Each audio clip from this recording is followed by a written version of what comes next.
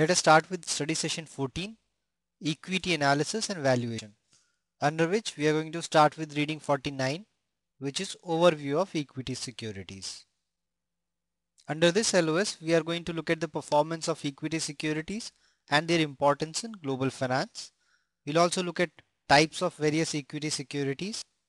We'll also differentiate between public and private equity securities. Then we'll understand the differences between voting rights and the ownership characteristics of equity class.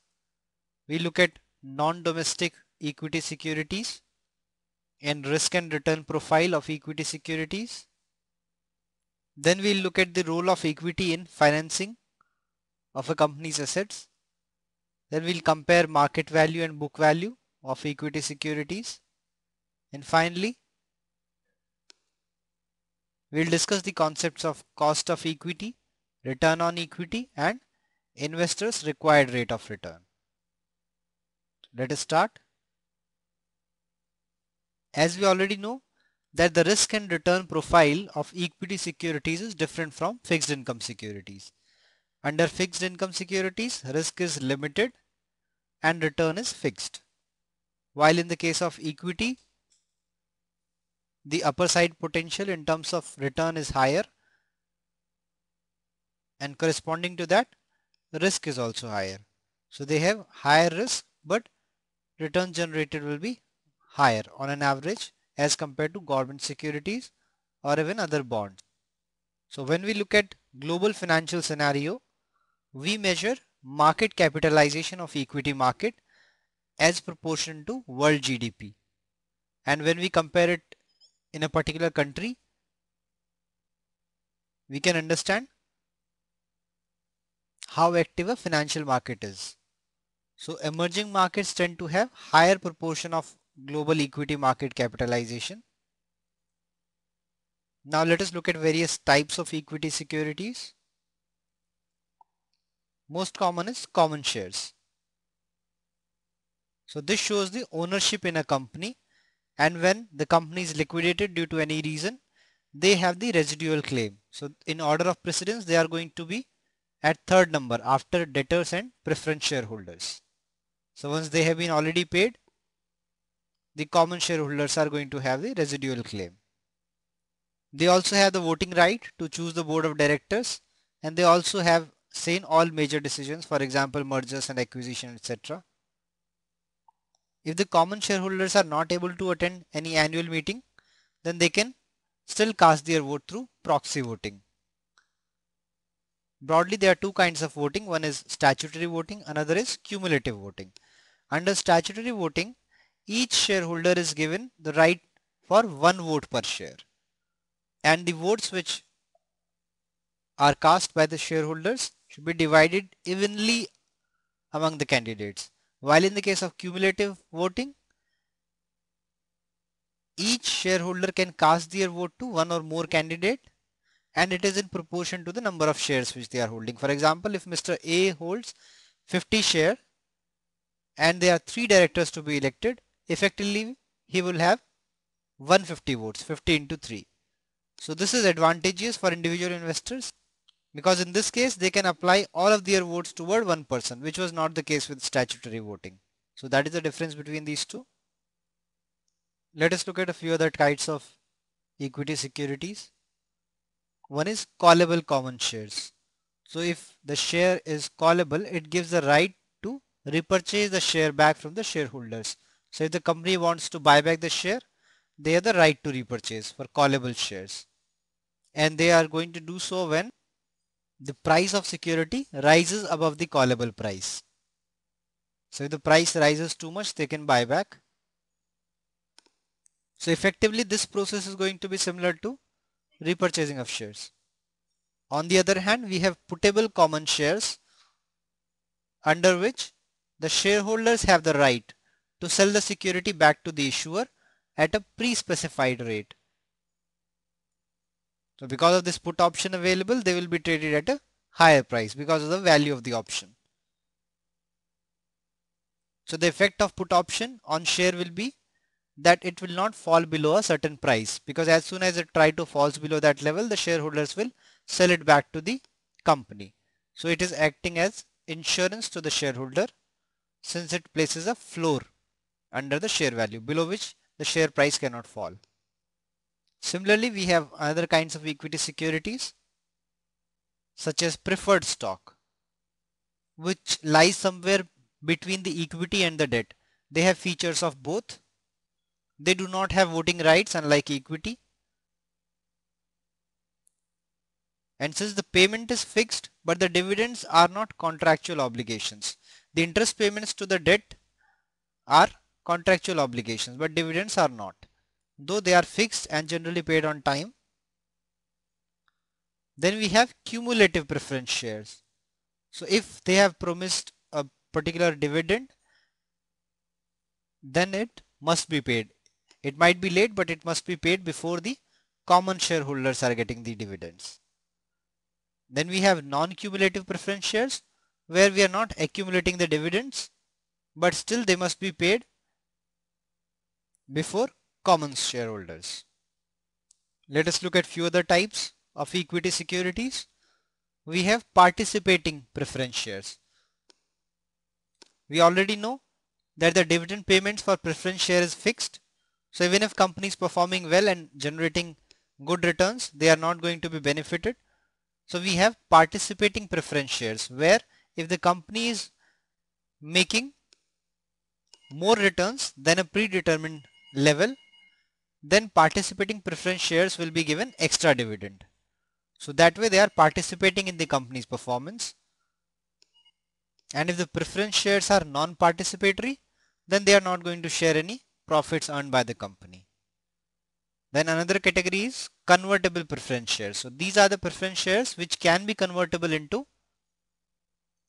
common equity at a predetermined conversion ratio. So that conversion ratio is given in the starting. So when the share price tries to go above certain level, then preferred shareholders which have the option for conversion, they can convert it into common share. So preference shareholders receive fixed dividend, and when the price is increasing, they can convert it into common shares. They already have prior claims in case of liquidation. So their claim will be before common shareholders. So since there is an upside potential, when the share price is going up, it can be converted into common share. So they are preferred by venture capitalists and private equity funds. Let us move to the next topic. This is the comparison between public securities and private securities. See, public securities are traded in public. That is why they are more liquid and more number of regulations have to be followed, while the private securities are issued only to private investors. So that is why the liquidity is going to be lower, less liquidity. In case of public securities, the price is going to be determined by demand and supply in the market, depends on the number of buyers and sellers available. While for private securities, the price is to be negotiated between the firm and investors. Another difference is the financial report of a public security has to be filed with the government since it is being traded in the public. So government tries to ensure proper financial reporting. While in the case of private securities, there is no need for any reports to the government because the investors are going to be in touch with the company directly, so they will be informed about the financial performance. Now in case of public securities, the reporting cost is going to be higher since there are large number of shareholders which are to be reported, and the reporting has to be done to the government also. But for private securities, the reporting cost is going to be very low. On the same lines, the standards for corporate governance are going to be very high for public securities, while private securities do not need to follow the same level of corporate governance since the investors are anyway involved in the management of the company, or at least they have access to all the valuable information from the company. For public securities, in short term, there will be a pressure from various shareholders to perform, while for private securities, there is no pressure to perform in short term. The long term interest of the investors have to be taken care of. So there is no public pressure. and the company will be able to focus on the long-term goals. And in public securities, generally the price appreciation gives the return to the investors. Whereas since private securities are illiquid, they are not traded generally, so the returns are made when they go public. So when they try to raise capital from initial public offer, etc., that is the time when returns are generated. Let us move to the next topic. So there are three kinds of private equity investment. One is venture capital. In these kind of capital providers, the involvement is generally in initial stages. So they help the company to develop and grow. That is why these investments are illiquid, since the shares are not being traded at that time in the market. These investments are long term, since the company is in growth stage or initial stage. So the venture capital investment can be given in different stages. For example, seeding stage or startup stage. Then comes the early stage, and after that mezzanine financing. So once the company is little far into growth from the early stage, it is given mezzanine financing. So these investors could be individuals, they could be venture capital firms, or they could be even family members. So these venture capitalists will make profits when the company goes public through IPO. Then they stake are sold and the money is made due to good evaluation of the company. Another kind of private equity investment is leveraged buyout. So this is the case when the investors are borrowing. Leveraging is borrowing through debt to finance the acquisition. So LBO is also referred as management buyout, since the management of the target company acquires the company instead of a financial sponsor. So suppose a company is trying to acquire a target company, the management of that particular target company can raise the funds and buy the stakes in the company. So that is why it is called leveraged buyout. Another kind of private investment in equity could be when the firm needs capital immediately, they can sell these publicly traded shares to specific private investors and can raise the capital. Let us move to the next concept. Differences in voting rights and ownership characteristics of equity classes. So a company can have different classes of common stock with different voting rights and ownership characteristics. So one class can have major voting rights than the other classes, and they can have different rights in the case of liquidation. These classes can also be differentiated on the basis of dividend, stock splits, etc. So this information regarding the ownership rights and voting rights, etc. has to be given while company is filing with SEC, Security and Exchange Commission in USA. Now let us look at the another concept, which is non-domestic equity securities. When an investor is investing in some equity security, which is not in the same country, but in some other country, it is called non-domestic equity security. So the investing could be direct, when an investor is directly investing in foreign securities by buying it in foreign markets. There are some drawbacks of this kind of investing because the foreign exchange may be illiquid.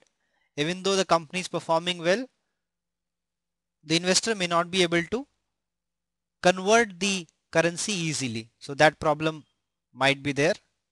Second is reporting requirement may be less strict than the domestic regulations. Then investments and returns will be denominated in foreign currency. So there is a currency risk also associated with it if the investment is in a country where the currency is depreciating. So that risk always be there. Rules and regulations should be well read by the investors as it can act as hindrance. So there has to be good familiarity with the rules and regulation of the specific country where the investment is being made. The another mechanism for non-domestic equity securities is depository receipts, in which the investor is not owning shares directly, but a bank is keeping the share and is issuing depository receipts. For example, they could be American depository receipts or global depository receipts. So instead of holding a share, a receipt is held by the investor and shares are held by the custodian bank. So there could be depository banks which can act as custodian. They can also manage dividend, stock splits and other events. So let us look at the depository receipts, which could be of two types: sponsored depository receipts and unsponsored depository receipts.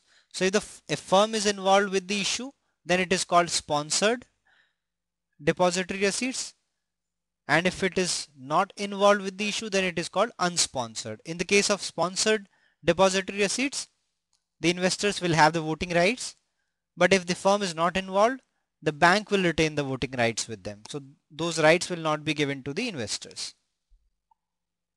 So when we say global depository receipts, this term is used for the depository receipts where the shares have been issued outside USA in some other country, which is denominated in any currency. It could be dollar, euro or pounds. While when we talk about American depository receipts, they are denominated in US dollar, since they are issued in United States and they are traded on the exchange there. So we can say the American depository receipts are one specific kind of global depository receipts, but generally it is not used for USA. So we have a separate term for that. Let us move to the next slide. Globally registered shares. So there are shares which could be traded in different currencies and different security markets around the world. So there is no need for depository receipts there, since they are globally registered. On the same lines, we can have a basket of listed depository receipts. So it will be working as exchange traded funds. So it is a collection of different depository receipts. A pool has been created and now this exchange traded fund will trade like common shares in the market. Let us move to the next idea, which is risk and return on equity securities. So let us look at the return first. There are multiple ways in which return can be generated on equity securities. One could be the dividend, which is being paid from time to time to the common shareholders. Another is the capital gain due to a rise in the price of the security. The investor is going to make some gain, that is capital gain. Then there could be an income which is generated by reinvestment of the dividends. Since dividends are received by the investor, they could be reinvested and the income is generated. So that is another way of generating return. And finally, the foreign exchange gain. If the investment has been made in foreign currency and the foreign currency has appreciated, then in addition to the return generated by the equity security, there is going to be a foreign exchange gain as well. So these are the four broad ways in which return can be generated on equity securities. Now let us look at the risk. So risk of equity securities is measured by standard deviation of the return. So if there is a lot of fluctuation in the return, then we can say standard deviation is higher, volatility is higher, and risk associated with a particular equity security is higher. So compared to preference share, they will be more risky, because in preference share the dividend is fixed, and also in case of liquidation the preference shareholders will get prior claim before the equity shareholders, though after the debt holders but before the equity stakeholders. And whenever the dividend is distributed, they will receive it before the common stockholders. Now let us move to the next idea, which is the role of the equity in financing of a company's assets. So these are the benefits which are enjoyed by the equity holder. The capital raised from the equity can be used to purchase assets, equipments or R&D and expansion cost. It also helps in acquisition if different companies have to be required, or if the employees have to be compensated, then this financing can be used. It also helps to reduce the debt burden. If there is significant debt burden, that could be funded through equity. Let us move to the next slide. We are going to compare market value and book value of an equity security. So if we look at the book value first, it refers to the amount a company will be worth if it liquidates its assets and pay back all the liabilities. So it is basically the value of all the assets minus all the liabilities which the company has. So after paying all the liabilities, debts, etc., whatever is left with the company is the book value. So we can present it in the formula in terms of total assets minus total liabilities, which is the book value. But the concept of market value is different. So this is the value which is given by the market. It is based on the future expectations of the profits of the company. So it is basically total value of shares of the company, share price into number of outstanding shares. So when the company makes profit after paying the dividends, the remaining profit is added to the retained earning, which is a part of equity. So book value will be increased, and also the market value of the equity will be increased due to higher potential of returns in future. Now let us look at the next slide. Return on equity, which indicates the profitability of the company measured by profit available to shareholders divided by average equity of stockholders. So effectively net income divided by average stockholders equity into 100 if you want to calculate in terms of percentages. So if the return on equity is higher,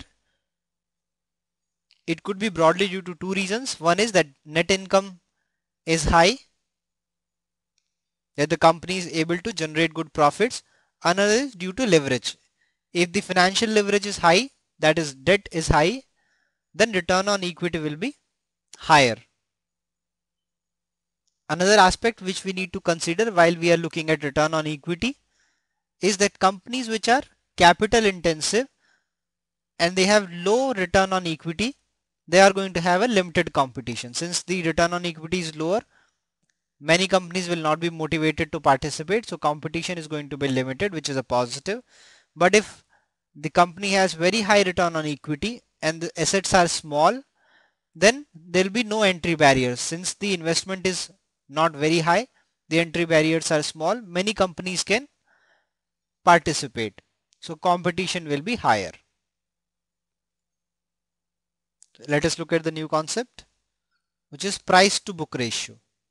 This is also called market value to book value ratio. This is nothing but the share price divided by book value per share. So this represents the inherent value in the company. So if the share price is many times than the book value, that indicates the company has a lot of value inside it or a lot of income generating potential in future, because of which the shareholders are willing to pay a price much higher than the book value of the firm. It also helps in valuation of the firm, which has large tangible assets. This also helps us to understand the nature of the stock. So if the price to book value is lower, that indicates that these are value stocks. And if price to book value is higher, that indicates that stocks are growth stocks. So they are different kinds of funds which invest in one or other kind of stocks. So price to book ratio gives us an idea about that nature. This ratio also gives us an idea that if the company declares bankruptcy, what is the value left? Since the investors will get only the book value, so that idea will be captured by price to book ratio. Now let us move to the next slide. So this is the formula, the stock market value divided by book value of the equity. So if we say price, that will be price per share, then we have to write book value per share.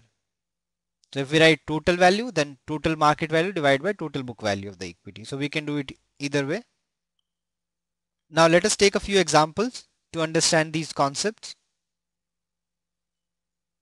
So this is the information given for these 2 years, 2011 and 2010. Total shareholders equity is given. Net income which is available to shareholders, that is after paying interest and preferred share dividends, etc. This is the net income. Then stock price is given. And finally the number of outstanding shares in these 2 years are given. So we need to find out first the return on equity for 2011, then total market value of the equity, and price to book ratio for this year 2011. So let us calculate the return on equity first. We have net income which is available to shareholders, that is 3716, and in order to find out return on equity we need to divide it by total shareholders equity for that year, which is 18,702 here.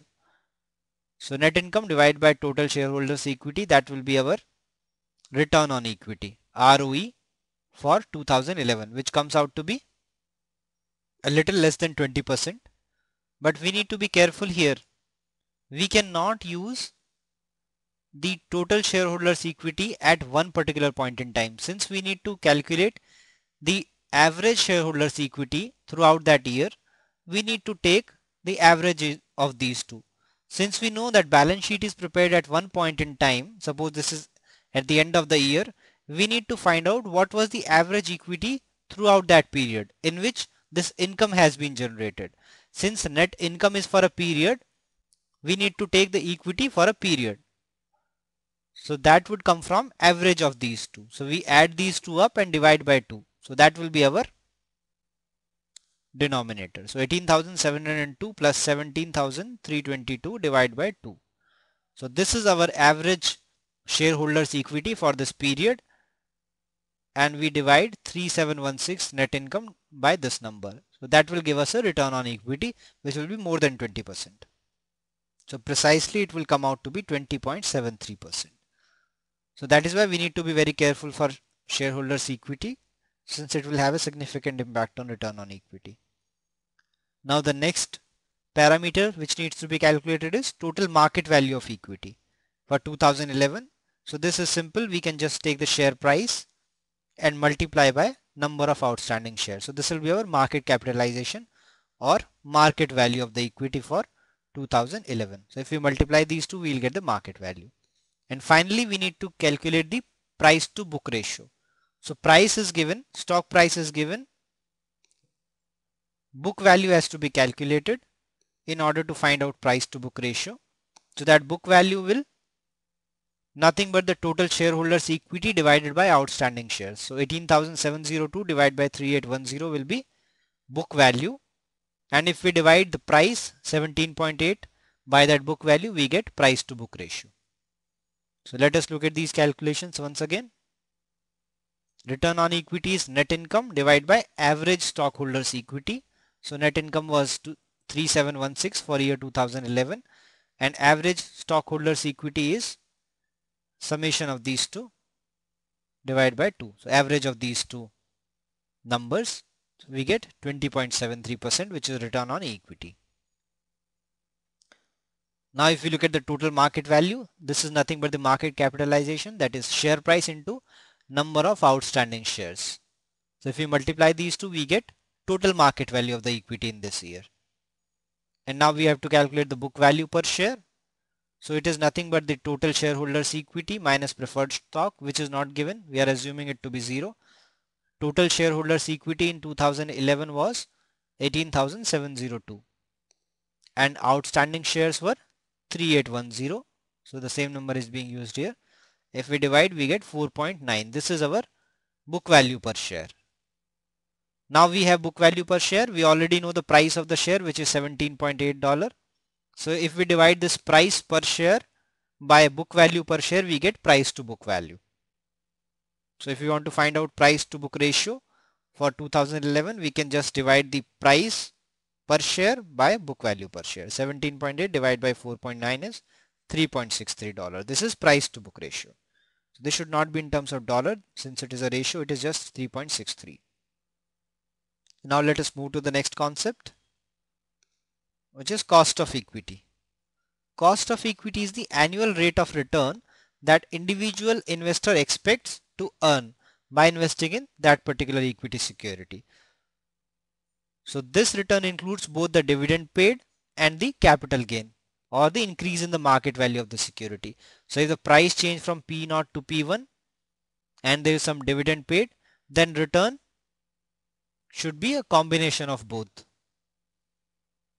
Since it is very difficult to know in advance what is going to be the price and what is going to be the dividend, we use estimation models, for example, dividend discount model or capital asset pricing model to find out the cost of equity.